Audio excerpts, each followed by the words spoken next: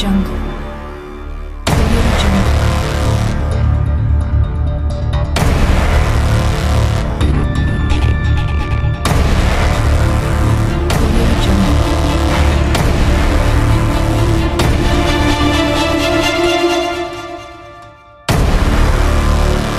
Audio Jungle.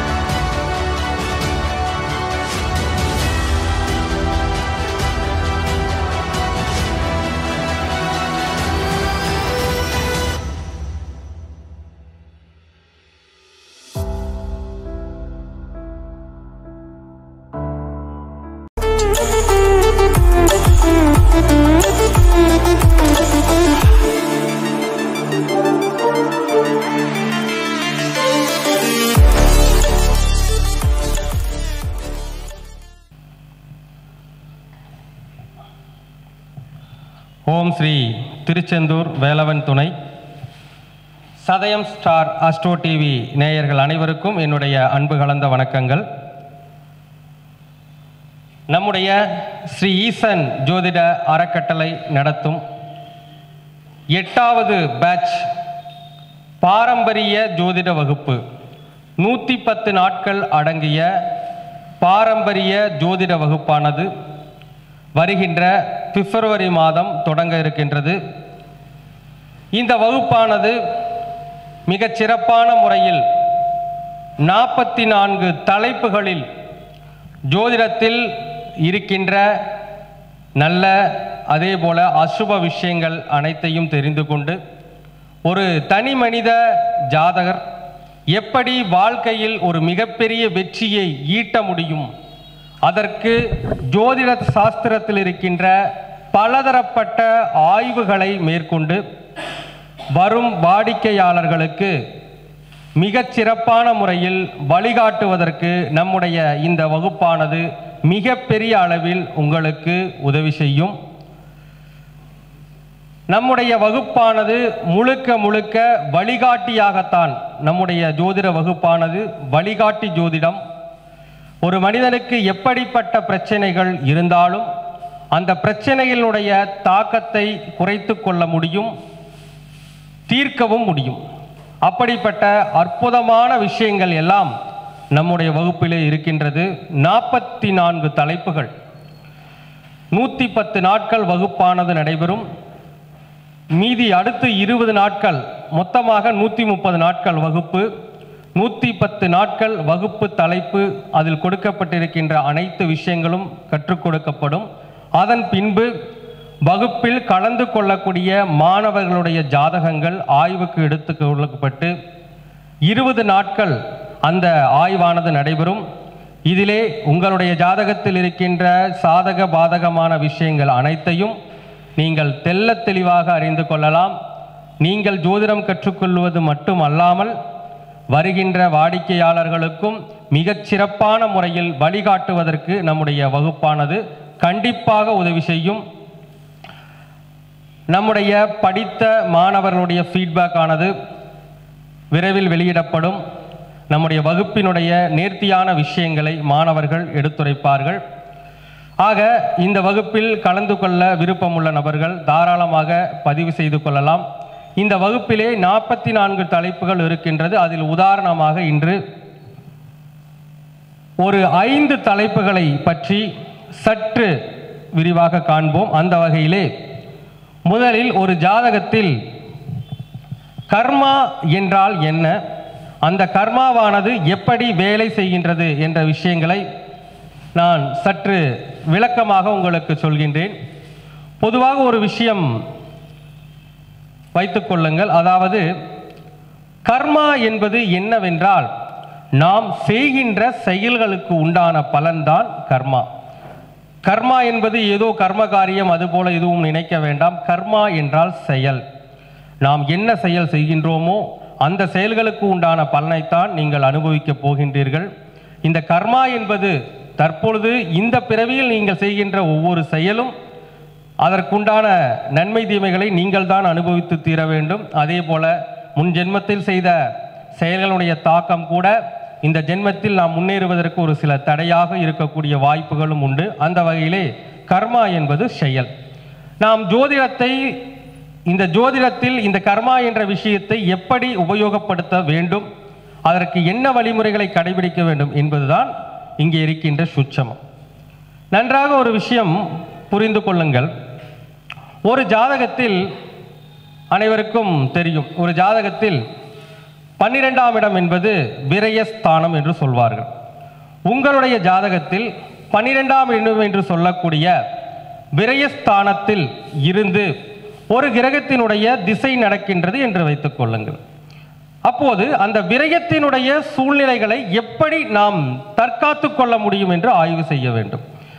ஏதேனும் ஒரு லக்னம் ஒன்றை எடுத்துக்கொள்ளலாம். உதாரணமாக ஒரு லக்னம் பதிவிடுகின்றேன்.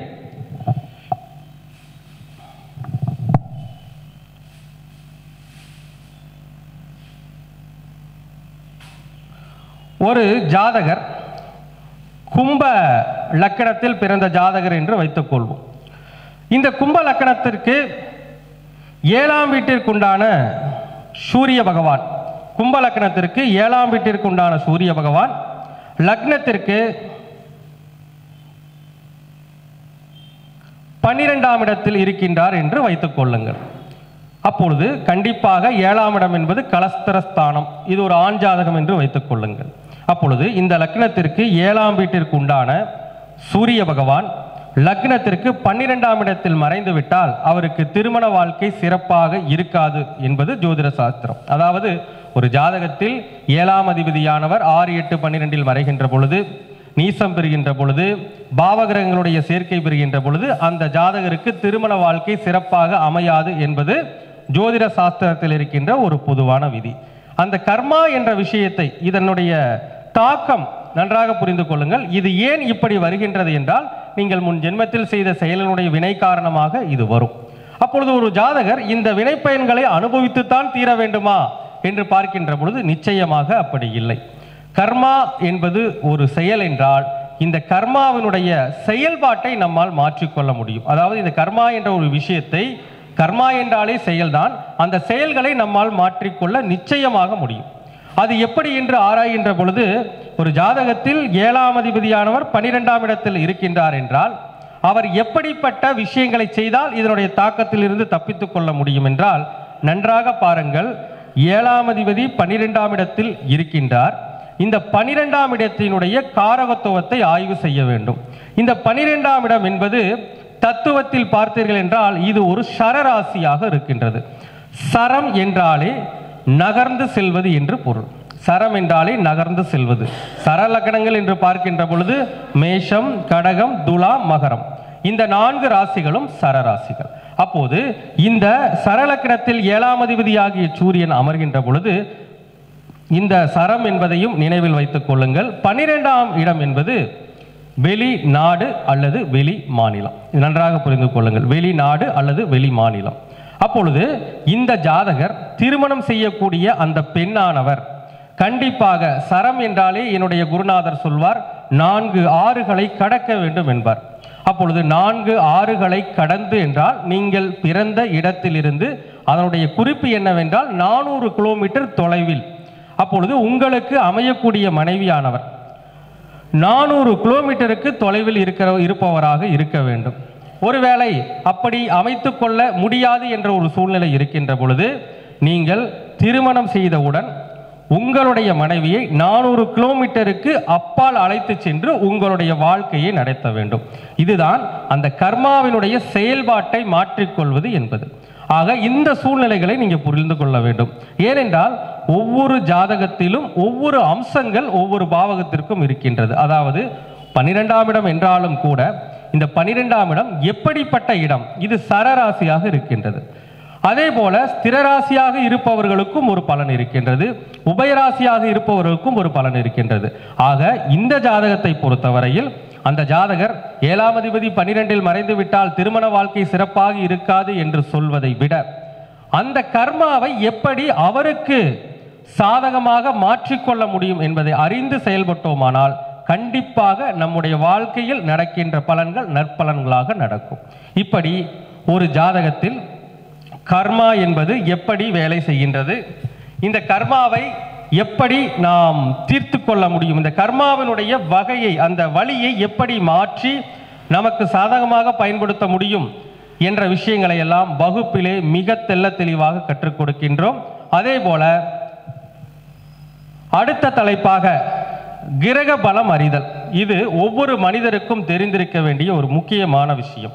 அதாவது பார்த்தீர்கள் என்றால் நீங்கள் ஜோதிட சாஸ்திரத்தில் எத்தனை விஷயங்களை வேண்டும் என்றாலும் கற்றுக்கொள்ளலாம், எப்படிப்பட்ட ஜோதிடத்தை வேண்டும் என்றாலும் கற்றுக்கொள்ளலாம். ஆனால் ஒரு ஜாதகத்தில் கிரக பலம், இந்த லக்னத்திற்கு இந்த கிரகம் நன்மையைத்தான் செய்யும், இந்த லக்னத்திற்கு இந்த கிரகம் தீமையைத்தான் செய்யும் என்ற விஷயங்களை அறிந்திருந்தால் மட்டும்தான் நீங்கள் ஒரு வரக்கூடிய வாடிக்கையாளர்களுக்கு மிக தெளிவான ஒரு வழியை காட்ட முடியும். அப்பொழுது ஒரு ஜாதகத்தில் கிரக பலம் கணிப்பது எப்படி என்ற விஷயங்களை 12 லக்னத்திற்கும் மிக தெளிவான முறையில் கற்றுக் கொடுக்கின்றோம். நம்முடைய வகுப்பிலே பார்த்தீர்கள் என்றால் இந்த கிரக பலம் வகுப்பு மட்டும்தான் கிட்டத்தட்ட ஒரு 25-30 நாட்கள் அந்த வகுப்பு மட்டுமே நடைபெறும். இந்த 110 நாட்கள் வகுப்பிலே கிரகபலம் அறிதல் வகுப்பு தான் 30 நாட்களுக்கு அதிகமாக நடைபெறக்கூடிய நிலை இருக்கின்றது. ஏனென்றால் ஒரு மனிதன் இந்த 12 லக்னத்திற்கும் எந்த கிரகம் நன்மையை செய்யும், எந்த கிரகம் எப்படி இருந்தால் எங்கே இருந்தால் நன்மையை செய்யும் என்ற விஷயங்களை எல்லாம் மிக மிக தெளிவான முறையிலே வகுப்பிலே கற்றுக் கொடுக்கின்றோம். நாம் ஜோதிடத்தை எந்த முறையை எப்படி கையாண்டாலும் கிரகபலன் அறியாமல் எந்த முறையை படித்தாலும் அதற்கு முழுமையான பலன் இருக்காது, வரக்கூடிய வாடிக்கையாளர்களுக்கு தெளிவான பலனை சொல்ல முடியாது. இதுதான் உண்மை. அப்படிப்பட்ட இந்த வகுப்பை, அதாவது இந்த கிரக பலம் சார்ந்த அந்த ஒரு சிறப்பான ஒரு சூழ்நிலை எப்படி என்பதை மிக தெளிவான முறையிலே வகுப்பில் கற்றுக் கொடுக்கின்றோம். உதாரணமாக நான் ஒரு லக்னத்தை இட்டு விளக்கம் காட்டுகின்றேன்.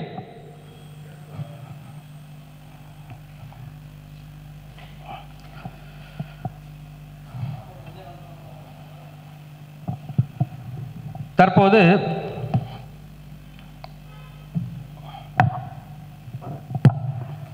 ஒரு லக்னத்திற்கு ஒரு கிரகம் எப்படிப்பட்ட பலனை செய்யும் என்பதை தெளிவாக நான் சொல்கின்றேன். ஒரு நிமிடம்.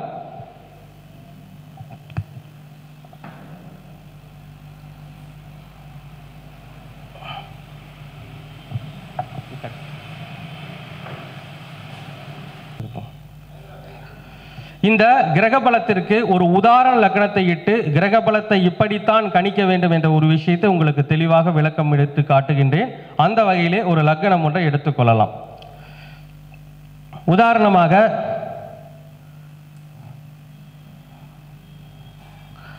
மகர லக்னம் என்று வைத்துக் கொள்ளுங்கள். இந்த மகர லக்னத்திற்கு யோகாதிபதிகள் யார் என்று பாருங்கள். மகர லக்னத்திற்கு யோகாதிபதிகள் யார் என்றால் 5ஆம் வீட்டிற்கும் 10ஆம் வீட்டிற்கும் உண்டான சுக்கிரன் முழுமையான யோகாதிபதி. அதே போல 9ஆம் வீட்டிற்கும், அதாவது 6ஆம் வீட்டிற்கும் 9ஆம் வீட்டிற்கும் உண்டான புதனும் யோகாதிபதி. முக்கியமாக வேலையில் இருப்பவர்களுக்கு மிகப்பெரிய யோகாதிபதி. சனி பகவானும் ஓரளவிற்கு யோகாதிபதி தான். அதே போல செவ்வாய் பகவானும் ஓரளவுக்கு நற்பலனை கொடுக்கக்கூடியவர் தான். இவர்களில் உதாரணமாக ஒரு சுக்கிரனுடைய பலாபலன்கள் ஒருவருக்கு கிடைக்க வேண்டும். உதாரணமாக இந்த லக்னத்திற்கு 5ஆம் இடம் என்று சொல்லக்கூடிய பூர்வ புண்ணியத்தை சுட்டி காட்டக்கூடிய சுக்கிர பகவானுடைய அமைப்பு, அதே போல 10ஆம் இடத்திற்கு காரணமான இந்த பாவகத்திற்கு காரணாகிய சுக்கிரனுடைய அமைப்பானது ஜாதகத்தில் எப்படி இருந்தால் எந்த காலகட்டங்களில் அவருக்கு இது சார்ந்த முழுமையான யோகங்கள் கிடைக்கும் என்பதை தெளிவாக அறிந்து கொள்ள வேண்டும். உதாரணமாக இந்த மகர லக்னக்காரர்களை பொறுத்தவரையில் மகர லக்னக்காரர்களுக்கு சுக்கிரனுடைய யோக பலன்கள் கிடைக்க வேண்டும் என்றால் முதலில் சுக்கிர பகவான் நலமாக இருக்க வேண்டும். உதாரணமாக சுக்கிர பகவான்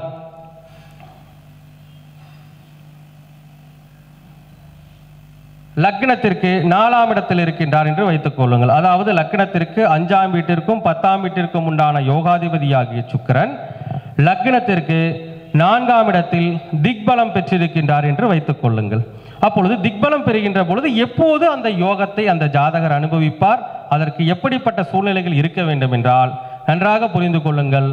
இந்த சுக்கிரன் இயங்க வேண்டும் என்றால் இந்த சுக்கிரனுடைய நட்சத்திரங்களாகிய பரணி, பூரம், பூராடத்தில் இருந்து, அதாவது பரணி நட்சத்திரம் மேஷத்தில் இருக்கின்றது, பூர நட்சத்திரம் சிம்மத்தில் இருக்கின்றது, பூராடம் நட்சத்திரம் தனுசுவில் இருக்கின்றது. அப்பொழுது பரணி நட்சத்திரத்திலோ அல்லது பூரம் நட்சத்திரத்திலோ அல்லது பூராடம் நட்சத்திரத்திலோ இருந்து ஏதேனும் ஒரு கிரகம் திசையை நடத்துகின்ற பொழுதும் அல்லது புத்தியை நடத்துகின்ற போதும், அதே போல சுக்கிர பகவானுடைய கர்ம பதிவை கொண்ட நட்சத்திரங்களாகிய திருவாதிரை நட்சத்திரம், சித்திரை நட்சத்திரம், திருவோணம் நட்சத்திரம், இந்த 3 நட்சத்திரத்தில் உதாரணமாக பார்த்தோம் என்றால் திருவாதிரை நட்சத்திரம் மிதுனத்தில் இருக்கின்றது, சித்திரை நட்சத்திரம் கன்னி ராசியிலும் துலாம் ராசியிலும் இருக்கின்றது, அதே போல திருவோணம் நட்சத்திரம் மகர ராசியில் இருக்கின்றது. அப்பொழுது இந்த நட்சத்திரத்தில் இருந்து ஏதேனும் ஒரு கிரகம் அந்த நட்சத்திரத்தில் அமர்ந்து தன்னுடைய திசையோ அல்லது புத்தியோ நடத்துகின்ற காலகட்டங்களில் இந்த சுக்கிர பகவானிற்குண்டான யோக பலன்கள் உங்களுக்கு முழுமையாக கிடைக்கும். அதாவது 5ஆம் வீட்டிற்கும் 10ஆம் வீட்டிற்கும் உண்டான யோக பலன்களை நீங்கள் முழுமையாக அனுபவிப்பீர்கள். ஆனாலும் கூட ஒரு சில விஷயங்களை இந்த இடத்தில் சுக்கிர பகவான் இருக்கின்றார் என்று தவறாக கணிதம் செய்துவிடக்கூடாது. ஏனென்றால் ஜோதிட சாஸ்திரத்தை பொறுத்தவரையில் கணிதம் என்பது மிக மிக ஒரு அவசியமான ஒரு விஷயம். அப்பொழுது இந்த சுக்கிரன் இந்த இடத்தில் எப்படி இருக்கின்றார் என்ற நிலையும் கவனிக்க வேண்டும். ஒருவேளை இந்த ஜாதகத்தில் சுக்கிர பகவான் அவயோகியாக வந்தாலோ அல்லது சுக்கிர பகவான் குறைந்த பாகையில் இருந்தாலோ அல்லது வக்ரம் பெற்று இருந்தாலோ இது போன்ற சூழ்நிலைகள் இருக்கின்ற பொழுது அந்த காலகட்டங்களில் அவருக்கு சரியான யோக பலன்கள் கிடைக்காது என்பதுதான் உண்மை. அப்பொழுது அதற்கு ஏற்றவாறு தகுந்த வாழ்வியல் பரிகாரங்களை அந்த ஜாதகர்கள் செய்து கொண்டால்தான் அந்த திசையில் மிகப்பெரிய யோக பலனானது நடைபெறும். இப்படி ஒவ்வொரு லக்னக்காரர்களுக்கும் 12 லக்னக்காரர்களுக்கும் ஒவ்வொரு கிரகமும் எந்த கிரகம் எந்த இடத்தில் இருந்தால் நன்மையை செய்யும், எந்த இடத்தில் இருந்தால் தீமையை செய்யும், அதற்கு உண்டான வாழ்வியல் பரிகாரங்கள் என்ன என்ற விஷயங்களை எல்லாம் அந்த கிரகபலம் சார்ந்த விஷயங்களை, அதாவது ஜோதிட சாஸ்திரத்திற்கு முதன்மையான விஷயம் கிரகபலம், அந்த கிரகபலம் ஜாதகத்தில் எப்படி இருக்க வேண்டும் என்ற அற்புதமான விஷயங்களை எல்லாம் நம்முடைய வகுப்பிலே மிக தெளிவான முறையில் 12 லக்னத்திற்கும் கற்றுக் கொடுக்க இருக்கின்றோம். ஆக இந்த கிரகபலம் என்பதுதான் ஒரு முதன்மையான ஒரு விஷயம். அதை சரியாக கற்றுக்கொண்டாலே ஜோதிடத்தை நாம் நல்ல முறையில் பயன்படுத்த முடியும். அடுத்ததாக 13வது தலைப்பாக இருக்கின்ற கரண சுட்சமம். என்னுடைய பல வீடியோக்களில் சொல்லியிருக்கின்றேன். கரணத்தை பாவக ரீதியாக மக்களிடம் கொண்டு சேர்த்திருக்கின்றேன். பல ஜாதகங்களை ஆய்வு செய்து பலதரப்பட்ட மக்களுக்கு கரணத்தை ஒரு மனிதன் இயக்கினால் வாழ்வில் மிகப்பெரிய வெற்றியாளனாக மாறுவான் என்ற ஒரு விஷயத்தை சொல்லியிருக்கின்றேன். அப்பொழுது இந்த கரணம் என்ற விஷயத்தை எப்படி நாம் பயன்படுத்துவது, அந்த கரணநாதனை எப்படி இயக்குவது என்ற விஷயங்களை எல்லாம் மிக தெளிவான முறையிலே வகுப்பிலே கற்றுக் கொடுக்கின்றோம். உதாரணமாக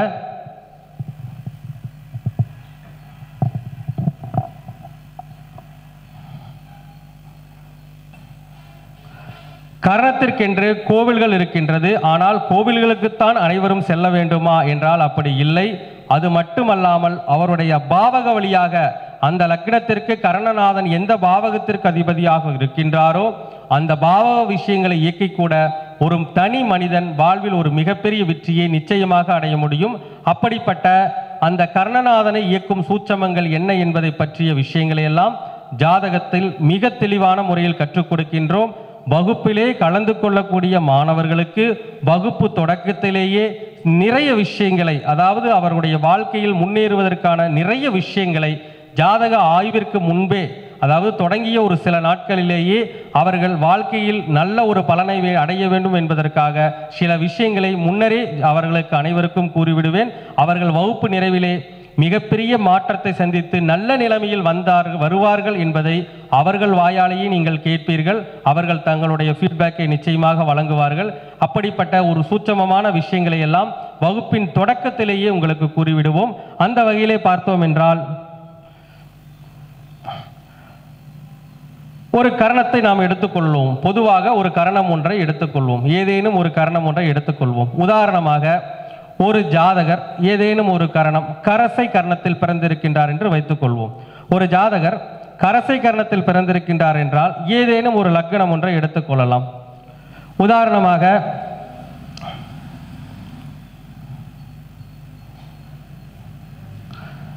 மகர லக்கணத்தை எடுத்துக்கொள்வோம். மகர லக்கணத்திற்கு கர்ணநாதன், உதாரணமாக ஒருவர் மகர லக்கணத்தில் பிறந்து அவர் கரசை கரணத்தில் பிறந்திருக்கின்றார் என்று வைத்துக் கொள்ளுங்கள். கரசை கரணத்திற்கு அதிபதி யார் என்றால் சந்திர பகவான்.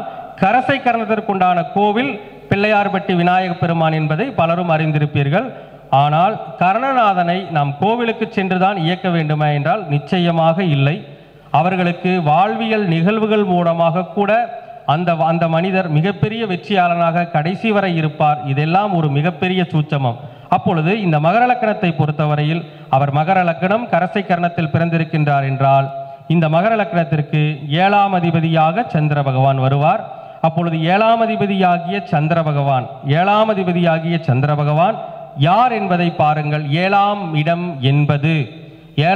என்பது திருமணம், மனைவி.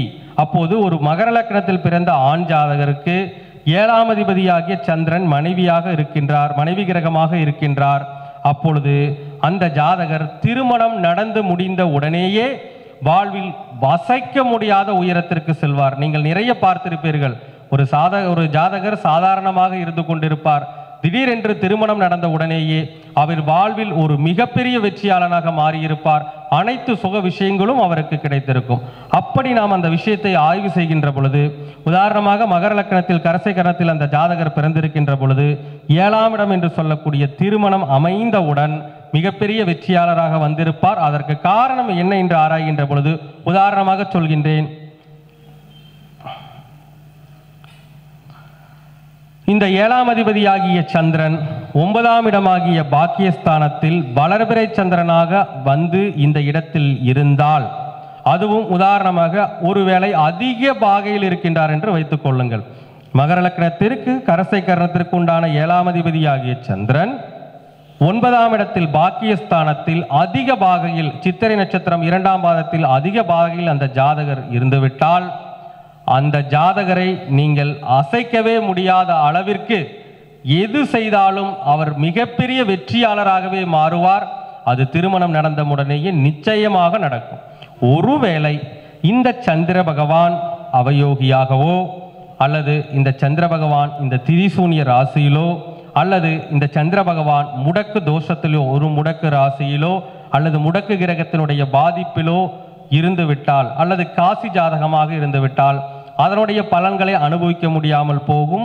அப்பொழுது கர்ணநாதன் 9ஆம் இடத்தில் முடக்கு, திதி, அவயோகி, காசி அமைப்பு அந்த போன்ற பாதிப்புகள் இல்லாமல் இருந்து சந்திரன் பலம் பெற்றுவிட்டால், வளர்பிறை சந்திரனாக பலம் பெற்றுவிட்டால் அடித்து சொல்லலாம், எழுதி கொடுக்கலாம், அந்த ஜாதகர் திருமணம் நடந்து முடிந்தவுடன் எதை தொட்டாலும் வெற்றி பெறுவார், நிச்சயமாக வெற்றி பெறுவார். அந்த அளவிற்கு அந்த கர்ணநாதன் அவருக்கு ஒரு மிகப்பெரிய வெற்றியை நிச்சயமாக வழங்குவார். இப்படிப்பட்ட கர்ணநாதனை இயக்குகின்ற சூட்சமங்களை, கர்ணத்தை தொட்டால் எதையும் வெல்லலாம் என்ற அற்புதமான விஷயங்கள் பல வீடியோக்களில் பதிவு செய்திருக்கின்றேன். அப்படிப்பட்ட கர்ணநாதன் சார்ந்த விஷயங்களை வகுப்பிலே மிக தெளிவான முறையில் கற்றுக் கொடுக்கின்றோம். அடுத்தபடியாக கிரக சேர்க்கை பலன் பரிகாரம். இது ஒவ்வொருவருக்கும் முக்கியமாக தெரிந்திருக்க வேண்டிய விஷயம்.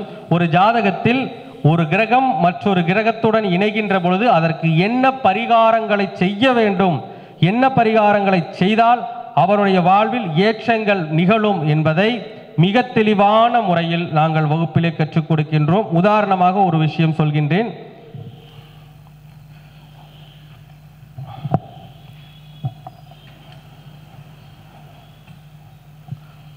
ஒரு ஜாதகத்தில் கிரக சேர்க்கை, உதாரணமாக அனைவருக்கும் தெரிந்த விஷயம், எந்த ஒரு ஜாதகமாக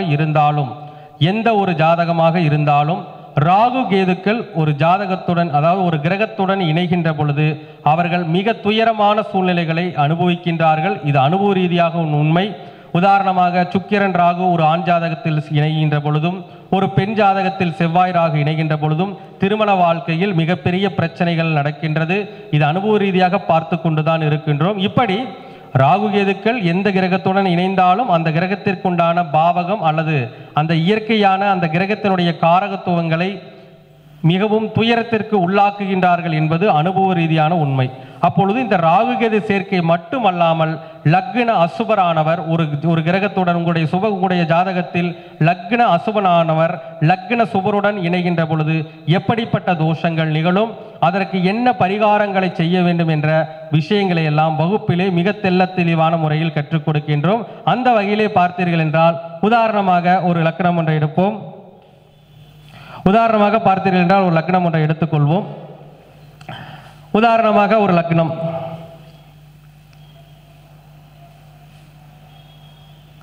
கன்னி லக்னம் என்று எடுத்துக்கொள்ளுங்கள். இந்த கன்னி லக்னத்திற்கு சுபர் கிரகம் யார் என்று பாருங்கள். கன்னி லக்னத்திற்கு 2ஆம் வீட்டிற்கும் 9ஆம் வீட்டிற்கும் உண்டானவர் யார் என்றால் சுக்கிர பகவான். இது ஒரு ஆண் ஜாதகம் என்று வைத்துக் கொள்ளுங்கள். அப்பொழுது நன்றாக பாருங்கள், ஒரு ஆணிற்கு மனைவி என்பவர் சுக்கிரன், இந்த லக்னத்திற்கு குடும்பம் என்பதும் சுக்கிரன், 9ஆம் இடமும் சுக்கிரன். அப்படிப்பட்ட இந்த சுக்கிரனோடு ராகு இணைந்து விட்டால் யோசித்து பாருங்கள் அவருடைய வாழ்க்கை சூழ்நிலை எப்படி இருக்கும் என்று. உதாரணமாக ஒரு சுக்கிரன் லக்னத்திற்கு 5ஆம் இடத்தில் இருக்கின்றார் என்றே வைத்துக் கொள்ளுங்கள். அப்பொழுது சுக்கிரன் லக்னத்திற்கு 5ஆம் இடத்தில் இருக்கின்றார். 2ஆம் வீட்டிற்கும் 9ஆம் வீட்டிற்கும் உண்டான சுக்கிரன் 5ஆம் இடத்தில் இருக்கின்றார் என்றே வைத்துக் கொள்ளுங்கள். அப்பொழுது 2ஆம் வீட்டிற்கும் 9ஆம் வீட்டிற்கும் உண்டான சுக்கிரன் லக்னத்திற்கு 5ஆம் இடத்தில் இருப்பது என்பது யோகம்தான். அப்படிப்பட்ட யோக நிலையை கூட இந்த ராகு கேதுக்கள் மிகப்பெரிய அளவில் பாதித்து அவருடைய வாழ்க்கையில் மிகப்பெரிய பிரச்சனைகளை தருகின்றதும் என்பது ஒரு நிதர்சனமான ஒரு உண்மை. அந்த வகையிலே சுக்கிரனோடு ராகு பகவான் இணைந்து விட்டால் கண்டிப்பாக பாதிப்புண்டு. ராகுவோ அல்லது கேதுவோ இந்த கிரகங்கள் இணைகின்ற பொழுது இந்த இணைவு என்பதை கவனத்தில் வைத்துக் கொள்ள வேண்டும். அதாவது சுக்கிரன் ஒரு 10 டிகிரியில் இருக்கின்றார், ராகு பகவான் ஒரு 20 டிகிரியில் இருக்கின்றார் என்றால் இருவரும் சந்தித்துக் கொள்வார்கள். அப்பொழுது பெரும் பாதிப்பு ஏற்படும். ஒருவேளை ராகு பகவான் ஒரு 5 டிகிரியில் இருந்து சுக்கிர பகவான் ஒரு 28 டிகிரியில் இருந்தால் பெரிய பாதிப்புகள் நிகழாது. அப்பொழுது ராகுவை பொறுத்தவரையில் ஆன்டி கிளாக்காக சுற்றக்கூடிய கிரகம். அப்பொழுது ராகு 20 டிகிரியில் இருந்து சுக்கிர பகவான் 10 டிகிரியில் இருக்கின்றார் என்றால் ராகு சுக்கிரனை நோக்கி வருவார், சுக்கிரன் ராகுவை நோக்கி செல்வார். அப்பொழுது இருவரும் சந்தித்துக் கொள்வார்கள். இப்படி இந்த சுக்கிரன் ராகு இணைவு, சுக்கிரன் கேது இணைவு கூட டிகிரி அடிப்படையில் பாதிப்பை ஏற்படுத்துமா ஏற்படுத்தாதா என்பதையும் அறிந்து கொள்ள வேண்டும். அப்பொழுது ஒரு ஜாதகத்தில் சுக்கிரன் ராகு இணைவு பெறுகின்ற பொழுது அவர் மிகப்பெரிய கஷ்டத்தை நிச்சயமாக அனுபவிப்பார். குடும்ப வகையிலும் 9ஆம் இடம் சார்ந்த அதிர்ஷ்ட வகையிலும், அதே போல இந்த சுக்கிரன் என்றால் மனைவி வகையிலும் மிகப்பெரிய கஷ்டங்களையும் துயரங்களையும் அனுபவிப்பார். இப்படிப்பட்ட சூழ்நிலையில் இதை கட்டுப்படுத்துவதற்கு நாம் என்ன பரிகாரம் செய்ய வேண்டும்? உதாரணமாக சொல்ல வேண்டும் என்றால், இந்த 2ஆம் இடம் என்பது நம்முடைய முகம். சுக்கிரன் என்றால் கண்ணாடி, அதாவது சுக்கிரன் என்றாலே முகம் பார்க்கும் கண்ணாடி என்று அர்த்தம். அப்பொழுது சுக்கிரனோடு ராகு இணைகின்ற பொழுது முகம் பார்க்கும் கண்ணாடியை வெள்ளிக்கிழமை ராகு காலத்தில் உடைக்கலாம் அல்லது தானம் செய்யலாம். சில நபர்கள் சொல்வார்கள், சுக்கிரன் ராகு இணைந்து விட்டால் அதுவும் வெள்ளிக்கிழமை நாளில் கண்ணாடியை உடைக்கக்கூடாது என்று சொல்வார்கள். ஆனால் இந்த லக்னத்தை பொறுத்தவரையில் சுக்கிரன் ராகுவுடன் இணைகின்ற பொழுது கண்டிப்பாக அவர்கள் முகம் பார்க்கும் கண்ணாடியை வெள்ளிக்கிழமை ராகு காலத்தில் உடைக்கலாம். ஏனென்றால் சுக்கிரன் என்றால் முகம், அதே போல சுக்கிரன் என்றால் கண்ணாடி, முகம் பார்க்கும் கண்ணாடி சுக்கிர பகவான், ராகு பகவான் என்றால் உடைத்தல். அவர்கள் முகம் பார்க்கும் கண்ணாடியை உடைத்து ஒரு இடத்தில் நிலத்தில் புதைத்தோம் என்றால் அதற்கு பரிகாரம் நிச்சயமாக வேலை செய்யும். இதற்கு நிறைய பேர் சொல்வார்கள், இப்படியெல்லாம் பரிகாரம் வேலை செய்யுமா என்று. இதற்கு சாட்சியே உண்டு. எங்களுடைய வகுப்பில் படித்த ஒரு மாணவர் கூட இந்த விஷயங்களை செய்ய தொடங்கி மிகப்பெரிய பொருளாதார சிக்கலிலிருந்து பாதி அளவிற்கு வகுப்பை விட்டு வெளியேறும் போதே அந்த பிரச்சனைகள் குறைய தொடங்கி இருக்கிறது. ஆக இது ஒரு வித்தியாசமான பரிகாரமாக இருக்கலாம். ஆனால் உண்மையாகவே வாழ்க்கையில் பார்த்தீர்கள் என்றால் இந்த ராகு என்பது ஒரு மிகப்பெரிய ஒரு தோஷத்தை செய்கின்றது. ஏனென்றால் சில பரிகாரங்களை நாம் ஏற்றுக்கொண்டுதான் ஆக வேண்டும். உதாரணமாக பார்த்தீர்கள் என்றால் ஒரு குழந்தை பிறந்த உடனேயே அவர்களுக்கு அதாவது ஒரு குழந்தை பிறந்த உடனேயே அவர்களுக்கு செய்கின்ற முதல் பரிகாரமே கேதுவிற்கு, இரண்டாவது பரிகாரம் ராகுவிற்கு. நன்றாக யோசித்து பாருங்கள். ஒரு குழந்தை பிறந்த உடனேயே அந்த குழந்தைக்கு செய்கின்ற முதல் பரிகாரம் கேதுவிற்கு, இரண்டாவது பரிகாரம் ராகுவிற்கு. அது எப்படி என்று நீங்கள் ஆய்வு செய்தீர்கள் என்றால், ஒரு குழந்தை பிறந்த உடனேயே அந்த குழந்தைக்கு முதலில் நடத்துகின்ற சுப நிகழ்வு என்னவென்றால் மொட்டை அடித்தல். நம்முடைய தலைமையில் இருக்கின்ற முடி என்பது கேது. அப்பொழுது அந்த கேதுவை விளக்குவதற்காக மொட்டை அடிக்கின்றோம். அதே போல ராகு என்றால் நம்முடைய உடலில் இருக்கின்ற ஓட்டை. பொதுவாக அது துளையிடுவது அல்லது உடைப்பது என்று அந்த ராகுவிற்கான காரகத்துவங்கள். அடுத்ததாக அவர்கள் என்ன செய்கின்றார்கள் என்றால், நம்முடைய உடம்பில் ஓட்டையிடுகிறார்கள். எங்கே என்றால் காதில் ஓட்டையிடுகின்றார்கள். இதில் கூட ஒரு சூட்சமம் உண்டு. என்னவென்றால், நீங்கள் பார்த்தீர்கள் என்றால் காலபுருஷ தத்துவத்தில் முதல் நட்சத்திரமாக அந்த ராசிக்குள் இருக்கின்ற முதல் முழுமையான நட்சத்திரமாக இருக்கின்ற நட்சத்திரம் அஸ்வினி. அப்பொழுது தலை என்றால் முதல் என்றால் தலை. அப்பொழுது மேஷம் என்பது தலை. அதன் மேல் இருக்கின்ற முதல் நட்சத்திரமான கேதுவின் நட்சத்திரமான அந்த அஸ்வினி நட்சத்திரம் இருக்கின்றது. அதனால்தான் முதலில் என்ன செய்கின்றோம் என்றால் நம்முடைய தலைமுடியை வெளியேற்றுகின்றோம். அதுதான் குழந்தைக்கு செய்கின்ற முதல் பரிகாரம். இரண்டாவதாக பார்த்தீர்கள் என்றால் காதில் ஓட்டையிடுகின்றார்கள். மூன்றாம் பாவகம் என்பது காது. அப்பொழுது பார்த்தீர்கள் என்றால் காதில் ஓட்டையிடுகின்றார்கள். அப்பொழுது காதில் ஓட்டையிடுகின்ற பொழுது நிச்சயமாக ரத்தம் வருகின்றது. அப்பொழுது எப்பொழுது பார்த்தாலும் மிகமான வலியை ஏற்படுத்தக்கூடிய கிரகம் யார் என்றால் அது ராகு பகவான். அப்பொழுது ஒரு முதல் குழந்தைக்கு செய்கின்ற பரிகாரம் கூட கேது ராகுவிற்காக இருக்கின்ற பொழுது இது போன்ற பரிகாரங்கள் வேலை செய்யுமா செய்யாதா என்றெல்லாம் நீங்கள் நினைக்க வேண்டாம். கண்டிப்பாக இந்த பரிகாரம் வேலை செய்யும். ஒருவேளை நீங்கள் இதை செய்ய பயப்பட்டாலும் கூட வெள்ளிக்கிழமை ராகு காலத்தில் முகம் பார்க்கும் கண்ணாடியை தானம் செய்யுங்கள், கண்டிப்பாக பலன் கிடைக்கும். அதே போல ஒரு ஜாதகத்தில் சுக்கிரன் கேது இணைகின்ற பொழுது அவர்கள் என்ன செய்யலாம் என்றால், வெள்ளிக்கிழமை ராகு காலத்தில் நாம் உடைக்க சொன்னோம். ராகு இணைகின்ற பொழுது இந்த சுக்கிரனுடன் கேது இணைகின்ற பொழுது வெள்ளிக்கிழமை நாளில் யம கண்ட நேரத்தில் நீங்கள் எதை செய்ய வேண்டும் என்றால் முகம் பார்க்கும் கண்ணாடியை தானம் செய்ய வேண்டும். அப்படி தானம் செய்தீர்கள் என்றால் கண்டிப்பாக பரிகாரம் வேலை செய்யும். அதுவும் பாருங்கள், யாருக்கு கொடுக்கலாம் என்றால் 5ஆம் இடம் என்பது குழந்தைகள். அப்பொழுது ஒரு ஏழை குழந்தைக்கு முகம் பார்க்கும் கண்ணாடி வாங்கி கொடுக்கலாம். இப்படிப்பட்ட பரிகாரங்களை செய்தாலும் பலன் கிடைக்கும். முகம் பார்க்கும் கண்ணாடி தான் வாங்கி கொடுக்க வேண்டும் என்றால் அப்படியெல்லாம் ஒன்றும் கிடையாது. 2ஆம் இடம் என்பது முகம் மட்டுமில்லை, நாம் சாப்பிடுகின்ற உணவு கூட 2ஆம் இடம்தான்.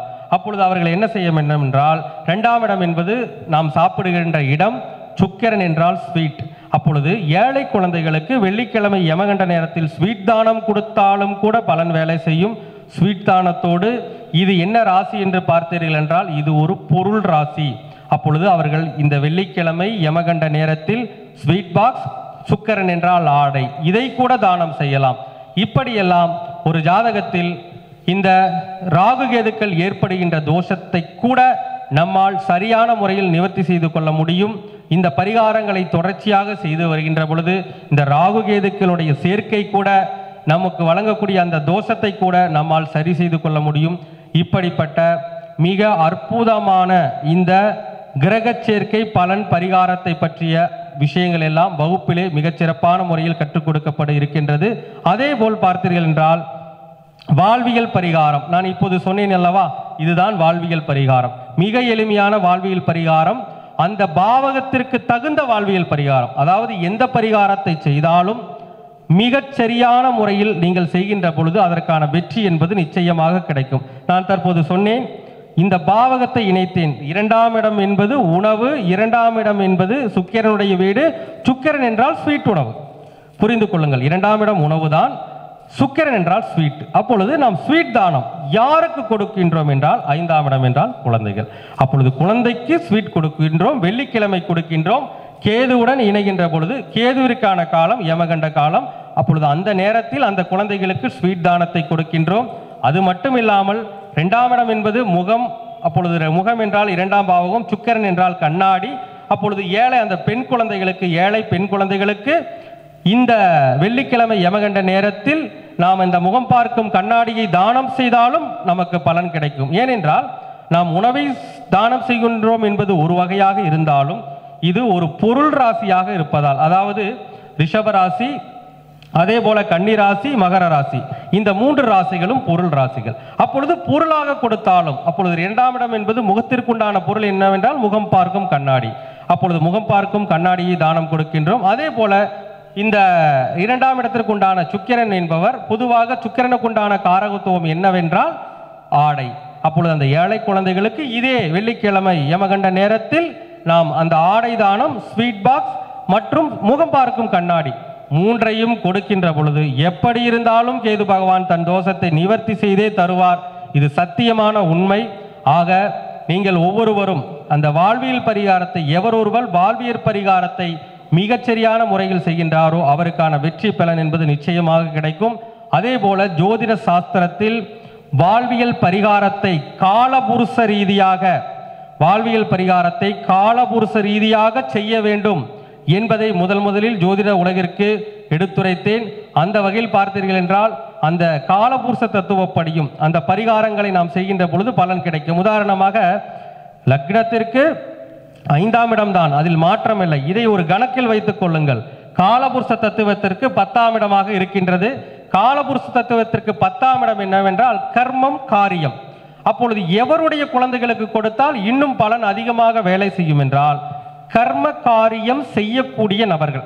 நீங்கள் பார்த்தீர்கள் என்றால் இந்த கர்ம காரியத்தை செய்யக்கூடியவர்களுடைய குழந்தைகள், உதாரணமாக வெட்டியான்களுடைய குழந்தைகள், அதே போல இந்த கர்ம காரியத்தில் ஈடுபடக்கூடியவர்களுடைய, ஏழையாக இருக்கக்கூடிய அவர்களின் குழந்தைகளுக்கு செய்கின்ற பொழுது, காலபுருஷனையும் நீங்கள் சந்தோஷப்படுத்துகின்ற பொழுது நீங்கள் செய்த பரிகாரம் மிகப்பெரிய ஒரு முழுமையான வெற்றியை நிச்சயமாக கொடுக்கும் என்பதில் எல்லளவும் சந்தேகமில்லை.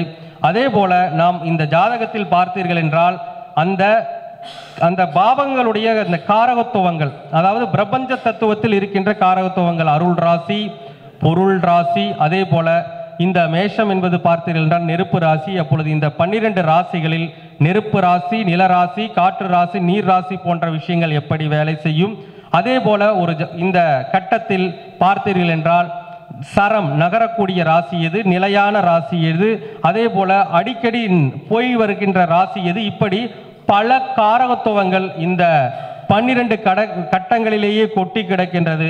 ஆக நாம் ஒரு பரிகாரத்தை செய்கின்ற பொழுது, இந்த வாழ்வியல் பரிகாரத்தை பொறுத்தவரையில் வாழ்வியல் பரிகாரத்தை நாம் செய்கின்ற பொழுது காலபுருஷ தத்துவத்தையும் வைத்து கொண்டு பரிகாரம் செய்தோமானால் அந்த பரிகாரத்திற்கு காலபுருஷன் மிகப்பெரிய ஒரு வெற்றியை தருவார். ஆக உங்களுடைய ஜாதகத்தில் இருக்கின்ற தோஷங்களை தகுந்த வாழ்வியல் பரிகாரங்கள் மூலமாக கூட மாற்றிக்கொள்ள முடியும். அப்படிப்பட்ட சிறப்பான விஷயங்களை எல்லாம் வகுப்பிலே தெளிவான முறையில் ஒவ்வொருவரும் புரிந்து கொள்ளும் வகையில், அதாவது ஒருக்கு புரியவில்லை என்றாலும் அவர்களுக்கு புரிய வைக்காமல் அடுத்த வகுப்பானது செல்லாது. அப்படிப்பட்ட அற்புதமான சூட்சமங்களை எல்லாம் தெளிவான முறையில் வகுப்பிலே கற்றுக் கொடுக்கின்றோம். சரியாக சொல்ல வேண்டும் என்றால் இதே போல அற்புதமான சூட்சமங்கள் அடங்கிய 44 தலைப்புகள். இந்த 44 தலைப்புகள் ஒவ்வொன்றுமே விசேஷமானவை. ஒரு மனிதன் முன்னேறுவதற்கு இந்த 44 தலைப்புகளில் இருக்கின்ற விஷயங்களும் நிச்சயமாக அவசியமாக தேவைப்படுகின்ற விஷயம். இந்த 44 தலைப்புகளிலும் மிக அற்புதமான முறையிலே வகுப்பு எடுக்க இருக்கின்றோம். உங்களுடைய வாழ்க்கை நிச்சயமாக வெற்றி பெறும். அந்த வெற்றி பெறுவதற்கான சூழ்நிலைகள் எல்லாம் நம்முடைய வகுப்பிலே நிச்சயமாக இருக்கும். நீங்கள் எப்பேற்பட்ட கஷ்டத்தில் இருந்தாலும் கூட நமக்கு வகுப்பிலே கலந்து கொண்டு வெளியேறுகின்ற பொழுது ஒரு நல்ல ஒரு உயர்ந்த நிலைக்கு செல்கின்ற ஒரு சூழ்நிலையை இறைநிலையும் பிரபஞ்சமும் நிச்சயமாக உருவாக்கி கொடுக்கும். நாங்கள் பயின்ற வரை இதுவரை நான் இந்த 16 ஆண்டு கால வாழ்க்கையிலே இந்த ஜோதிட அனுபவத்திலே கிடைத்த அனைத்து விஷயங்களையும் அனைத்து பொக்கிஷங்களையும் உங்களுக்காக கொடுக்க இருக்கின்றேன். ஆக இந்த வகுப்பிலே கலந்து கொள்ள விருப்பமுடைய நபர்கள் தாராளமாக கலந்து கொள்ளலாம். இந்த வகுப்பானது பிப்ரவரி மாதம் தொடங்க இருக்கின்றது.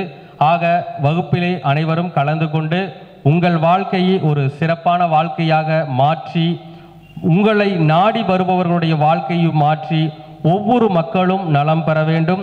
ஒவ்வொரு மக்களும் நல்ல ஆயுளுடனும் அதே போல நல்ல செல்வத்துடனும் ஒரு நீண்ட ஒரு நிறைந்த வாழ்க்கையை வாழ வேண்டும்.